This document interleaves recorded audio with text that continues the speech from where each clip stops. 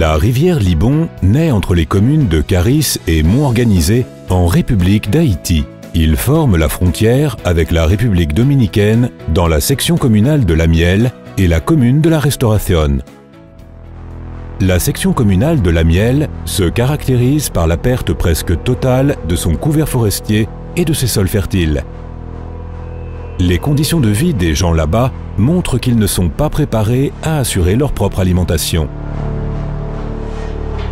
C'est une des conséquences de la migration des jeunes, des hommes d'âge mûr et de beaucoup de femmes, mais aussi des familles. Les cultures se réalisent sur les versants des montagnes et de manière rudimentaire sur les plaines peu nombreuses. Les gens ne disposent pas de technologies appropriées pour adapter leur culture aux dures conditions naturelles, spécialement au manque de sol fertile et d'eau. Résultat du changement climatique, les pluies se concentrent sur peu de jours et mois de l'année. Ce sont des pluies torrentielles qui détruisent énormément les sols. Tout ça fragilise et affecte encore plus la vie familiale, le tissu social et le développement local. Les familles ont perdu les éléments naturels essentiels à leur survie.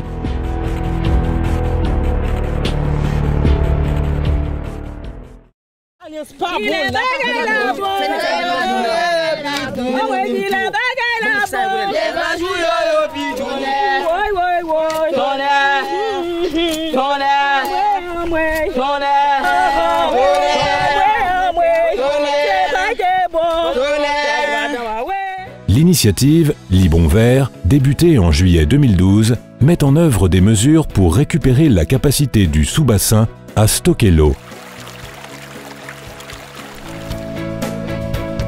Les communautés de La Miel et Tiroli, la coopération allemande, développent des pratiques pour rétablir les conditions pour que les gens puissent entreprendre des activités agricoles et de pêche, reprendre le contrôle de leur vie, prendre soin de leur famille et conserver leur identité culturelle ainsi que le tissu social.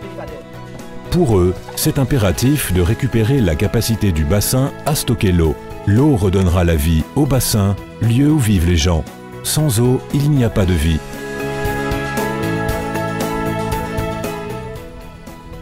Les travaux d'ingénierie biologique imitent la nature pour que l'eau de pluie s'infiltre jusqu'à l'intérieur du bassin, diminuant en même temps l'érosion et la sédimentation. Les tranchées d'infiltration sont des petits canaux construits le long des montagnes, au même niveau. Elles sont de courte distance pour éviter que la pression de l'eau ne les rompe quand il pleut. L'usage du niveau est un outil communautaire pour construire les travaux d'ingénierie. Canal ça, son canal niveau ça n'a cherché là, c'est un canal nous pas marqué et canal ça n'a fait là, c'est pour nous. On construit ici des tranchées d'infiltration pour que l'eau n'emporte pas la terre. Pour faire la tranchée d'infiltration, on a besoin de 2 pieux marqués à 1 mètre de haut et aussi un tuyau transparent avec de l'eau pour trouver le niveau du terrain.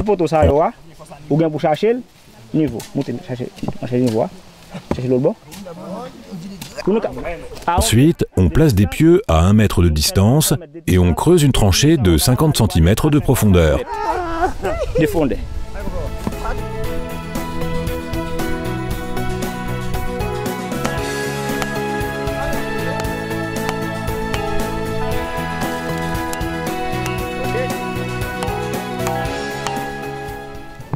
Et hier, de nous encore tout planter bambou. Nous plantons du bambou et nous faisons des tranchées. Et ça nous aide beaucoup. Et tous les gens de la région aussi. Tout le monde participe. Ce qui est important avec la tranchée, c'est que lorsqu'il pleut, l'eau s'infiltre dans la terre et améliore le terrain. L'eau s'infiltre dans le sol.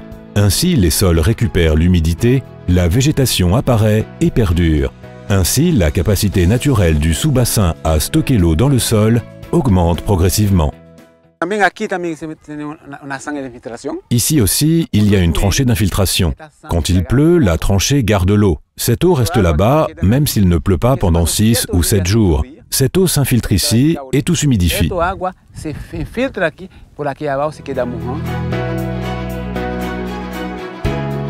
Quand la pluie tombe sur les sols dégradés, il se forme des incisions dans le sol. Avec le temps, elles augmentent de taille. On appelle ça des ravines.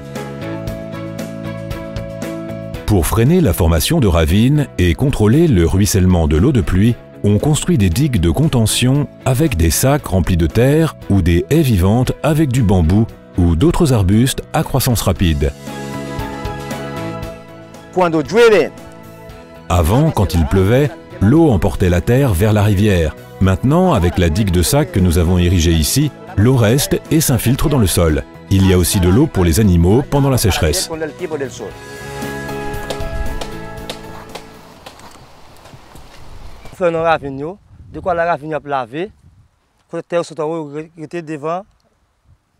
Ici, nous sommes en train de construire une digue de bambou. Pourquoi faisons-nous ça? Nous le faisons afin que les sédiments restent derrière le bambou pour empêcher l'érosion du sol quand l'eau descend. Ainsi, on peut aussi semer du riz. Avec la digue de bambou, l'eau s'infiltre mieux dans le sol et le sol ne va pas dans la rivière ou dans la mer. La communauté voit d'un bon œil cette réalisation. Au début des travaux, les gens ne voulaient pas faire de digue. Ils disaient que ça allait détruire le terrain, mais maintenant tout le monde vient et dit « Montrez-moi et aidez-moi à faire une digue, parce que je vois que ceux qui en ont construit une obtiennent de bons résultats. »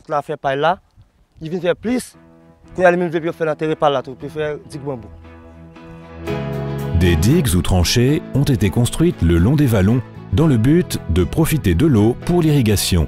L'eau retenue augmente ainsi l'humidité le long des vallons et favorise la croissance de la végétation et des arbustes, formant des zones humides.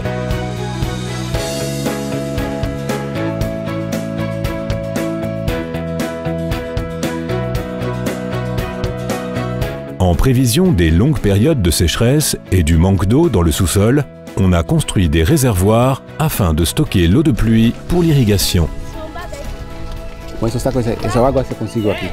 Cette eau reste ici. Elle peut s'utiliser avec un tuyau d'arrosage pour arroser toutes ces cultures qui sont semées ici. Cette eau est importante.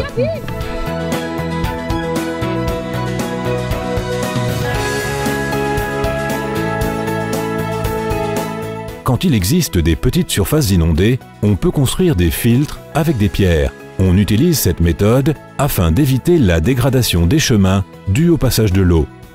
De cette manière, les communautés développent leurs activités d'agriculture et de pêche durant toute l'année, assurant ainsi leur alimentation et leurs revenus, mais aussi leur capacité à s'adapter au changement climatique et à réduire son impact.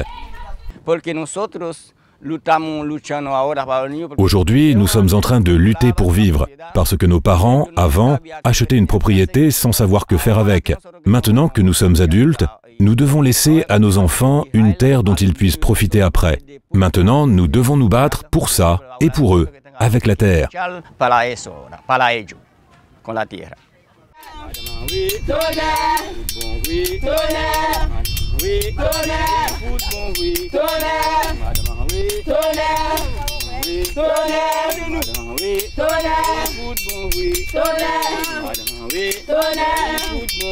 Tonnerre.